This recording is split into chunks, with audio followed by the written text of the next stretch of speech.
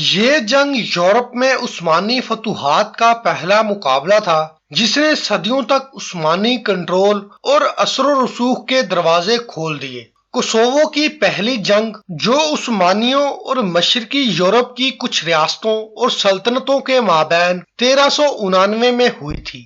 اس جنگ کو یورپ میں عثمانی کی پہلی بڑی فتح تصور کیا جاتا ہے جس نے بعد میں یورپ میں سلطنت عثمانیہ کے لیے وسعت پیدا کر دی اور آنے والی کئی صدیوں تک بلقان پر اس کا کنٹرول برقرار رہا۔ یہ معرکہ ایک اور اہمیت سے گھرا ہوا ہے کیونکہ یہ نہ صرف پہلی بڑی جنگ تھی بلکہ یہ ایک مخصوص جنگ تھی جس میں سلطنت عثمانیہ کا سلطان جنگ میں مارا گیا تھا۔ یہ کوسوو کی پہلی جنگ اور سلطان مراد اول کی کہانی ہے۔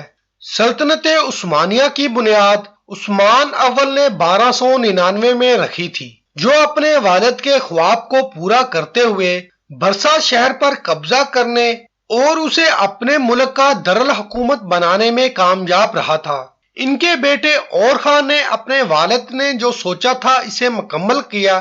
انہوں نے عثمانیوں کی تاریخ میں پہلی بار قسطنطنیہ کے یورپین حصے کو پار کیا۔ جیسے ہی 1360 میں اور خان کی موت ہو گئی، اس کے بڑے بیٹے مراد اول نے 1362 میں یورپی پہلو میں واقع بازنطینی شہر ایڈرن کا کنٹرول سنبھال لیا اور ایڈرن کو سلطنت عثمانیہ کا نیا دارالحکومت بنا لیا جو کئی سالوں تک سلطنت عثمانیہ کا دارالحکومت رہا۔ اس طرح سلطنت عثمانیہ جو صرف چند سال قبل بازنطینی سرحد پر ایک چھوٹی سی ریاست تھی، اب ایک حقیقی سلطنت بن چکی تھی جو اناطولیہ کے بڑے علاقوں کو کنٹرول کرتی تھی اور عثمانیوں اور مسلم ترکمان امارات کی تاریخ میں پہلی بار اپنے قدموں کو یورپ میں رکھا تھا اور یہاں تک کہ یورپ میں اپنا دارالحکومت بنا لیا تھا۔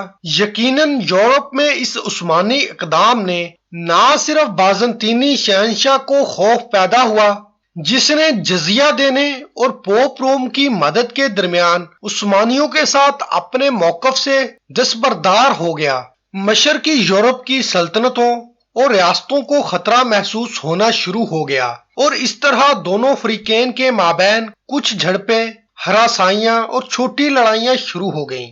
اس وقت سلطنت عثمانیہ دو محاذوں پر لڑ رہی تھی۔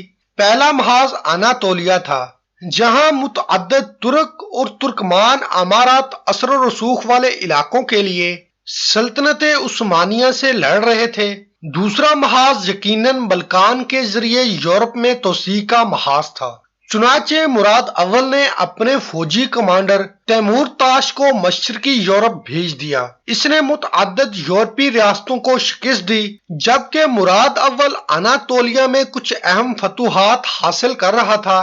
مشرقی یورپ میں تیمور تاش کی فتوحات نے سربیا کے شہزادہ لازار کو خوف زدہ کر دیا جو سربیا کے سب سے طاقتور شہزادوں میں سے ایک تھا۔ اس سے پہلے لازار نے عثمانی خود مختاری کو قبول کر لیا تھا، لہذا تیمور تاش کی پیش رفت نے اسے زیادہ پریشان کیا۔ لہذا تیمور تاش کا خیال تھا کہ اس کی پیش رفت اس وقت تک ختم نہیں ہوگی جب تک کہ خود لازار کا خاتمہ نہیں ہو جاتا، اور یوں لازار نے اپنے ملک اور بوسنیا سے بھی اتحاد بنانا شروع کیا جیسے کچھ دوسرے امارات جو یا تو عثمانیوں کے ہاتھوں شکست کھا گئے تھے یا عثمانی پیش رفت سے پریشان تھے۔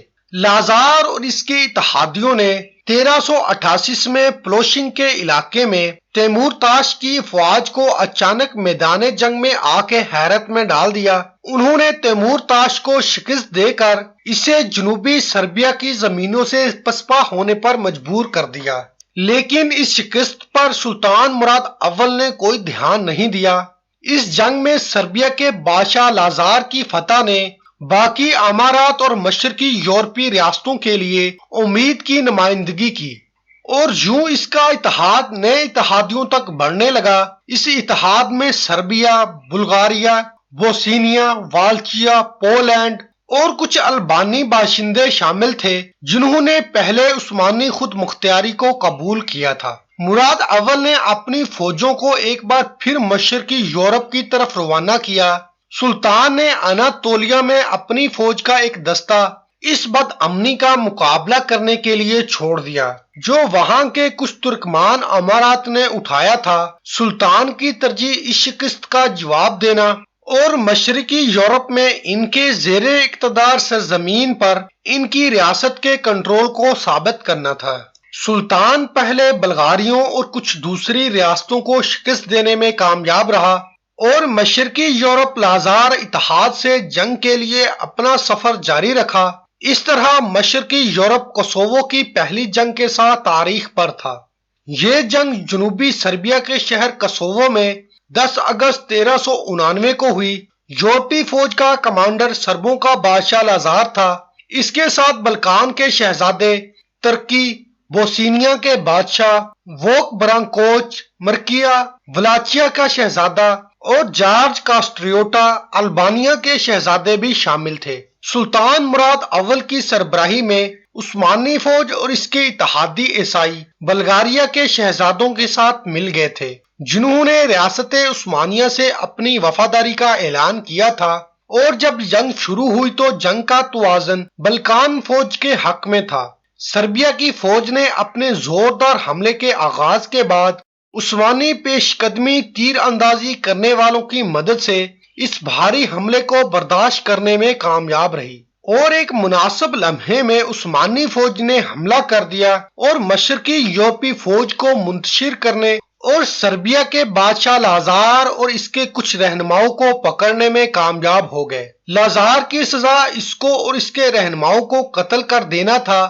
جب سلطان اپنی کامیابی سے جیتنے کے بعد میدان جنگ کا معائنہ کر رہا تھا، سربیا کے ایک رئیس نے اس کے پاس پہنچ کر اس نے اسلام قبول کرنے اور سلطان سے بات کرنے کی خواہش کا اعلان کیا، اور اس نے سلطان سے ملتے ہی سلطان سے خنجر سے وار کرنے شروع کر دیے۔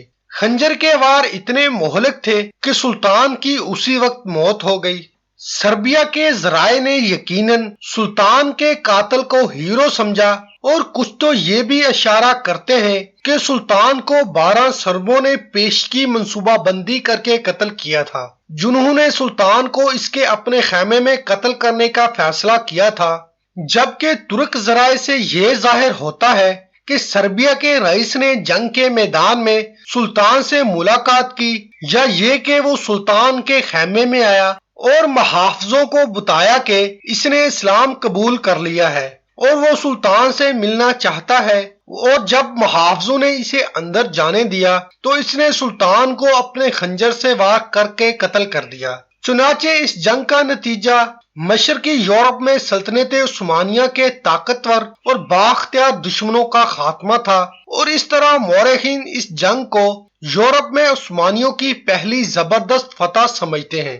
چنانچہ عثمانی توسیع کے لیے سربیا کے وسیع دروازے کھل گئے تھے، یہاں تک کہ سلطان مراد اول کے بیٹے باجزید اول نے نیکوپولس کی لڑائی میں ہنگری کی مزاحمت کا مکمل خاتمہ کر دیا۔ بہرحال کوسوو کے لیے لڑائی پہلی نہیں تھی، کیونکہ مراد اول کے پوتوں میں سے ایک نے قریب 70 سال بعد کوسوو کی دوسری جنگ لڑی۔ دلچسپ بات یہ ہے کہ اس کا نام مراد دوئم تھا۔